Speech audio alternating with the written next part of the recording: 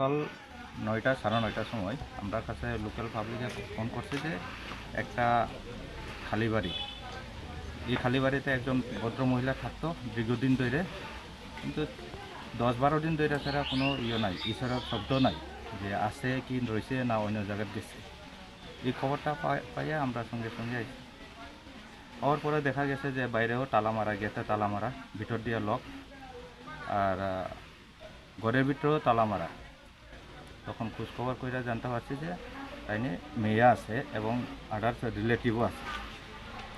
মেয়ে ডুগলি, সঙ্গে সঙ্গে ডুগলিতে খবর দিছি, আমরা মেয়েরে আনাইছি, আনার পরে বাকি রিলেটিভও আইছি। আওয়ার পরে আমরা ব্যবস্থা করছি যে কমসে কম তালা খুললে তো ভিতরে ঢোকার দরকার বা দেখা দরকার কী আছে এই বিষয়ে। আর যখন তালা খুললে আমরা সবাই মিলে ছাড়া ইন প্রেজেন্স অফ উইটনেস এসে খুলছি, খোলার পরে দেখা গেছে যে গন্ধ সব কিছু বাইরে গেছে ভিতর থেকে। তো আমরা 100% শিওর হয়েছে যে ভিতরে আছে। এরপরে ঘরেরও দেখছি যে বাইরের থেকে ভিতর দিকে তালা মারা, বাইরের দিকে গিয়ে এরপর আমরা কাটার দিয়া কাইটটা ছাড়া দেখছি মেয়ের জামাই আসলো। মেয়ের জামাইয়ের সঙ্গে দূরের থেকে চাইছি যে না কোনাতে পয়সা দিচ্ছি।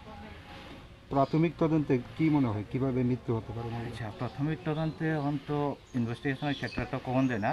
এরপরে আমরা অথরিটিরও খবর দিছি, ফরেন্সিক টিম, এক্সিকিউটিভ ম্যাজিস্ট্রেট স্যারেরা এসে, স্যারেরা অলরেডি দেখে গেছে, আমি নিজেও দেখছি। মৃত স্যার, মহিলা ওনার যে রিলেটিভ যারা রয়েছেন হ্যাঁ, তাদের অভিযোগটা এরকম যে ওনার একাকিত্বের সুযোগ নিয়ে তার উপরে র্যাপের মতো কোনো ঘটনা ঘটতে পারে। সিমটম তারা দেখেছেন, তারা নিজেরও সামনে থেকে দেখেছেন।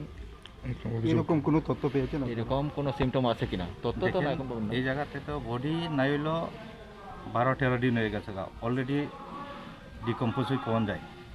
এই জায়গাটা তো কওয়ার মতো কোনো কিছু না, সেই কারণে আমরা সাইন্টিফিক স্যার আছে, ম্যাডামও আইছে, আমরা প্রপার টিম অফ ডক্টর নিয়ে সেটা পিএম করার পরে যা পিএম রিপোর্টে আইয়ে আমরা বডিটা কীরকম অবস্থায় ছিল? বডিটা তো পুরাটাই কইটে গেলে নেকেট, কিছু জায়গাতে কাপড় আছে, এই অবস্থাতে আমরা স্যার আপনার নামটা?